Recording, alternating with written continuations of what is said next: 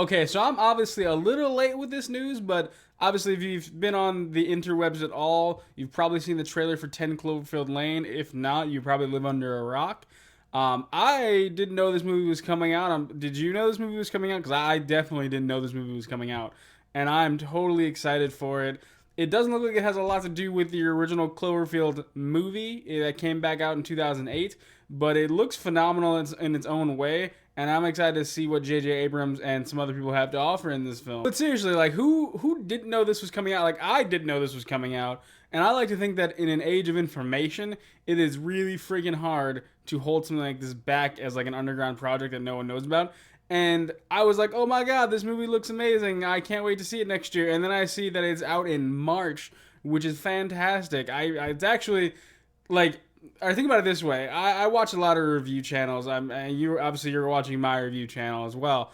I have a 2016 list in my head. I haven't done it on YouTube at all, but every review channel has like a most anticipated movies of 2016, and this wasn't on any of them because none of us fucking knew that it was coming out. But I guarantee you, it's probably near the top of the list now. But I have read somewhere that the budget for the film is pretty low, so I'm going to assume that most of the movie takes place in the underground bunker that we're seeing in the trailer.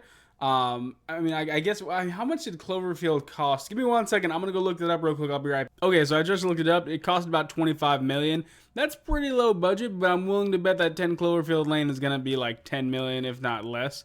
So it's gonna be raking in the money. This is a no-lose project for J.J. Abrams, and it is genius. Yep, and I just looked that up too. It only has a $5 million budget, so that's definitely gonna rake in a lot of freaking money.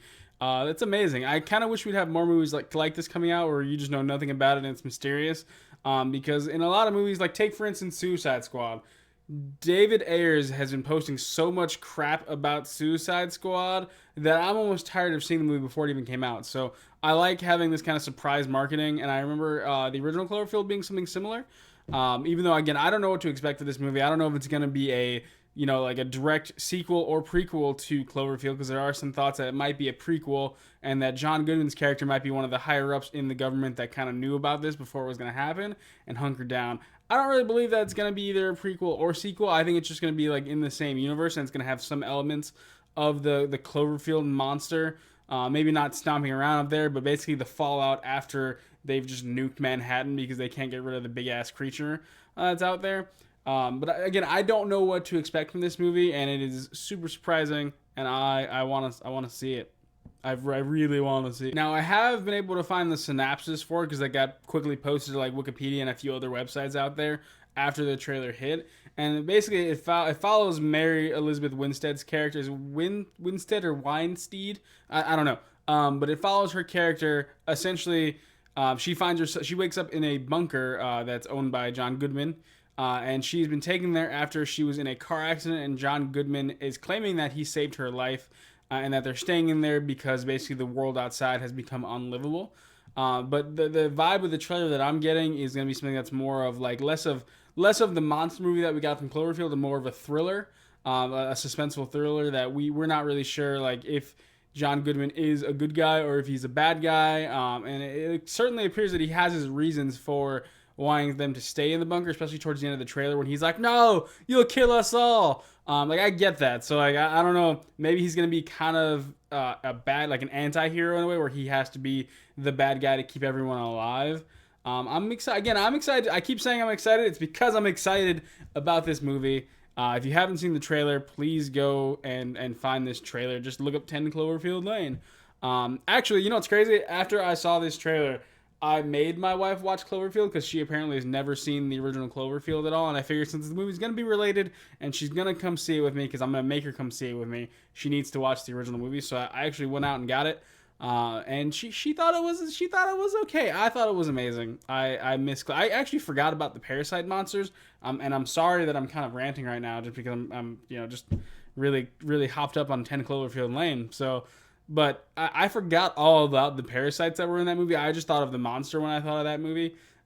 Those fucking parasites were creepy as shit, and I would have been dead from them right out of the. I would have been one of the people exploding from their stomach and or chest. So, I don't know. What do you think of the trailer, 10 Cloverfield Lane? What are your thoughts on the movie? I don't really know if there's many other big theories out there. I've read a couple online where the original marketing for Slusho had something to do with creating the monster, and it's basically just having to deal with them, and that John Gooden might actually work for the Slusho company, and that's why he has his whole underground bunker that's set up beforehand.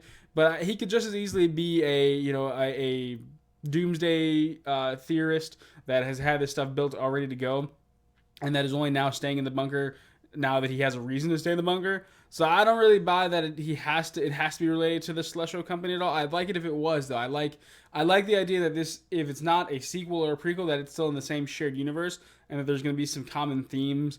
And personally, I would love to see if not only this becomes like a big thing where it's not just one extra movie that it has a shared universe, but I would like to see a bunch of little spin-off movies or even series that have to share this universe, and that'd be great to see out there, because I mean you're used to seeing like the Marvel Cinematic Universe, and that's kind of becoming such almost like a cliche and so overdone that I would like to have another universe to follow and enjoy and love, if not root for. So what do you think of the trailer? What are some of your theories about what the movie is really going to be about? What do you think that Mary Elizabeth Winstead sees when she looks out of the bunker doors? Because she seemed pretty shocked there. Let me know. And if you like this video, feel free to hit the like button. And feel free to subscribe to our channel and go to our website at madmadsreviews.com, where we have a lot more content on there. We also have the trailer for it if you were looking at editing the trailer for it as well on there. I look forward to seeing you again.